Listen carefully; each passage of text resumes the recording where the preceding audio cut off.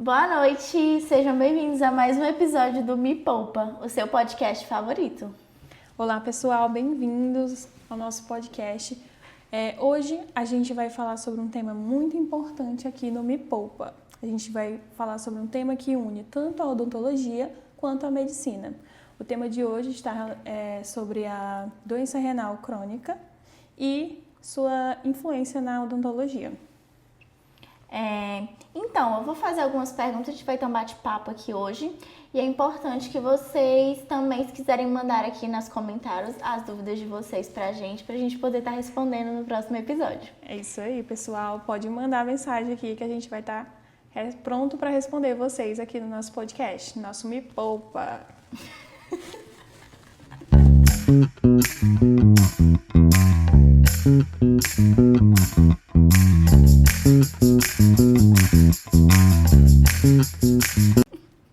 Então, Camila, eu quero que tu me explique o que é a doença renal, porque eu tenho um pouco de dúvida ainda. Tu pode esclarecer? Então, Eduarda, a doença renal crônica ou insuficiência renal crônica é caracterizada por uma perda progressiva, lenta ou irreversível das funções renais. Os rins deixam de filtrar o sangue, o que leva ao acúmulo de toxinas no organismo, acarretando numa alteração dos eletrólitos e líquidos do corpo. De acordo com a Organização Mundial de Saúde, cerca de 10% da população mundial é afetada pela doença. E o dentista acaba sendo um dos primeiros a identificar quando algo não vai bem. Puxando esse assunto que tu começou a discorrer no final da tua explicação, né? Eu quero explicar também aonde que o cirurgião consegue identificar essas questões. Primeiramente, os pacientes podem apresentar halitose, podem apresentar também um quadro de xerostomia, né? Que é a ausência de saliva, que pode gerar também cálculo, alguma coisa desse tipo. A palidez na gengiva, porque vocês sabem que a gengiva tem que ter aquele aspecto róseo, de casca de laranja, pra gente saber que é uma gengiva saudável. Além também de apresentação de úlceras. Não que toda úlcera, toda xerostomia, toda palidez vai ser sintoma de doença renal. Mas isso é um sinal pra gente ficar atento e investigar o que esse paciente apresenta, além, claro, da anamnese, que deve ser feita de forma bem minuciosa e perguntar ao paciente qual é a condição dele. Porque às vezes tem alguns pacientes, Camila, que eles têm um problema renal ou tem algum problema no coração, por exemplo, e eles não falam pra gente que ele tem um problema no coração, um problema renal. A gente tem que perguntar, você toma algum remédio todo dia? Aí ele, não, tomo, tem um que eu tomo tal hora assim do dia. Qual, fulano? Aí vai lá, o paciente fala e a gente vê que é um medicamento para tratar alguma doença sistêmica. Então é muito importante na hora da anamnese a gente perguntar, fazer perguntas bem incisivas para o paciente para a gente poder identificar se ele tem ou não algum tipo de problema. É isso mesmo, Eduarda. É um conjunto de sinais e sintomas que vão fechar ali um diagnóstico, um achado ali de doença renal crônica. É importante também lembrar que há outros sinais, outros sintomas da doença renal crônica, seria ali um paciente hipertensivo, um paciente com anemia, que justamente é a questão da gengiva pálida, né? Um paciente que também vai ter ali uma dificuldade ali no sistema dele, no sistema imunológico, certo? Os seus linfócitos vão ficar prejudicados. Inclusive, também voltando ao assunto, puxando outro gancho para vocês, a gente precisa também ficar atento após fazer esse diagnóstico, a gente descobrir que o nosso paciente tem alguma doença, alguma coisa do tipo, saber identificar qual que vai ser a medida que a gente vai tomar mediante ali o início do tratamento dele. Mas Camila, me responde, se meu paciente ele precisar de um tratamento endodôntico, qual a relação entre a endodontia e o problema renal? Um dos primeiros fatores que vai influenciar no tratamento endodôntico seria ali na escolha do anestésico, né, a ser utilizado ali no tratamento. Hoje em dia, comumente a gente usa anestésicos como a mepivacaína, às vezes a gente pode utilizar a articaína, Só que o importante, o interessante é escolher um anestésico que não traga toxicidade ali renal para o paciente ou sobrecarga nos rins, certo? Por articaína ter uma divisão ali na metabolização dividida ali entre rins e fígado, ele acaba sendo um anestésico de melhor escolha para esse paciente com insuficiência renal crônica. Porque ele se difunde no plasma, né? E aí acaba sendo um melhor resultado para o paciente. Tanto que a gente, na endodontia, a gente prioriza anestésicos que tenham um tempo de duração maior. Tanto que a gente comumente utiliza até para pacientes que são asa 1, né? A gente prefere usar a mepivacaína do que a lidocaína, porque o tempo de ação dela é mais prolongado, já que o tratamento endodôntico é uma coisa bem minuciosa. E outra coisa também, a gente, se tratando de anestésico, a gente também tem que evitar a questão das medicações, né? Tem que ficar atento nas medicações desses pacientes. Os pacientes renais, eles não podem estar fazendo uso de AINES.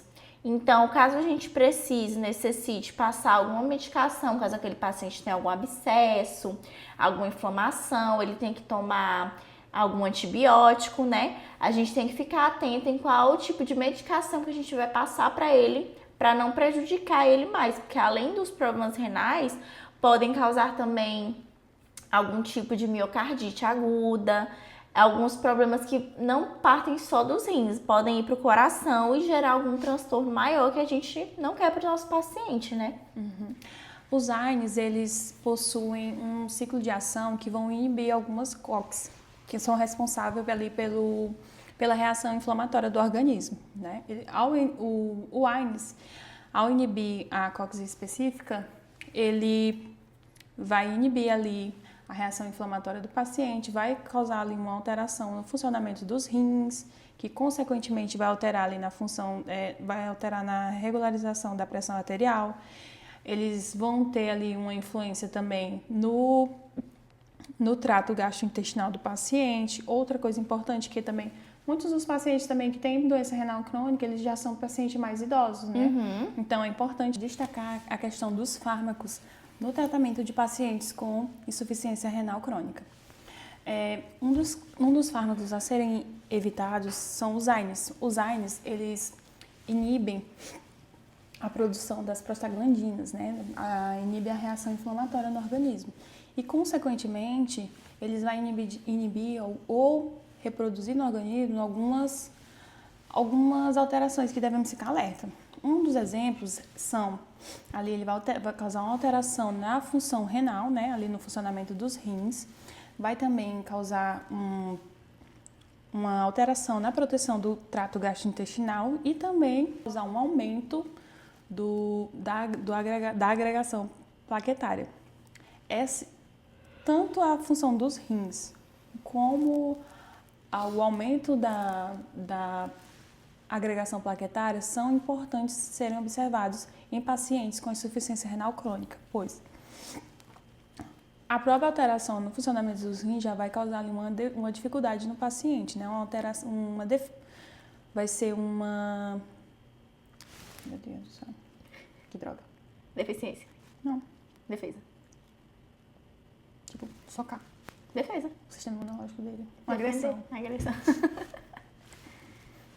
Então, é importante que o dentista observe bem ali a utilização dos AINES por causa das alterações, tanto ali do trato gastrointestinal, que vai ser causada, né, do aumento da agregação plaquetária e também na alteração do funcionamento dos rins. Todos esses três são muito importantes, pois geralmente pacientes com insuficiência renal crônica são pacientes já mais idosos, uma idade maior.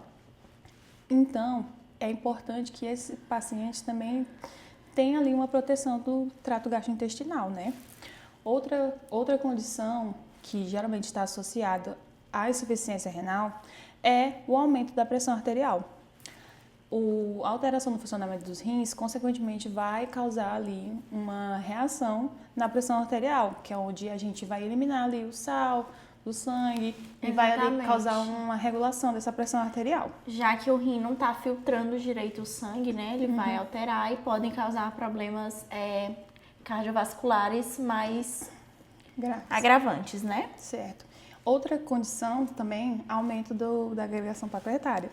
Geralmente também os pacientes que têm insuficiência renal crônica, como foi falado agora, ele já vem ali associado com a agregação plaquetária. Já são pacientes que fazem uso de anticoagulantes. Isso. Então, ali talvez poderia alterar essa agregação plaquetária, gerando ali uma hemorragia, né, no paciente.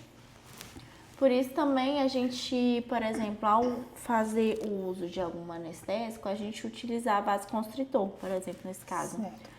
Como o anestésico, o vasoconstritor, ele contrai o vaso, em caso de paciente que tem esse sangue mais ralo, digamos assim, né, por conta dos anticoagulantes, é bom que a gente faça o uso para ele não estar sangrando excessivamente. Apesar de que na endo a gente não tem muito esse trabalho com sangue, né, mas às vezes a polpa acaba sangrando um pouco, às vezes a gente na hora de colocar o grampo para fazer o isolamento, acaba sangrando e contaminando ali o campo, às vezes mancha um pouquinho do lençol. Então é importante também a gente fazer o uso, né, dos vasoconstritores com os anestésicos, associados aos anestésicos corretos que a gente vai usar. Então, para resumir para vocês aqui sobre esse episódio do Me Poupa, a gente falou sobre a relação entre a doença renal e a endodontia. Então, é importante ressaltar, voltando ao que alguns tópicos que a gente falou, né, é importante ressaltar a importância principalmente da anamnese, a gente analisar bem qual a condição daquele paciente, em que grau que ele está, porque a gente sabe que apesar de ter uma doença renal, a gente tem níveis diferentes, né? Às vezes tem pacientes que já tem uma doença mais crônica, que já fazem hemodiálise, né? E aí, se você for, por exemplo, tratar um paciente que ele faz hemodiálise, é importante você iniciar o tratamento após ele ter feito uma hemodiálise recente, porque aí o sangue vai estar filtrado, ele vai ter uma imunidade melhor, né? Porque recebeu aquele sangue limpo, ele vai ter uma melhor resposta ao tratamento que a gente estiver dando para ele, né? Então, além dos cuidados na anamnese, a gente tem que ter uma comunicação também com o médico, né? Daquele paciente, se ele for um paciente mesmo de ir continuamente tratar, né, dessa doença renal, a gente tem que ter uma comunicação importante com o médico que trata essa problemática, né?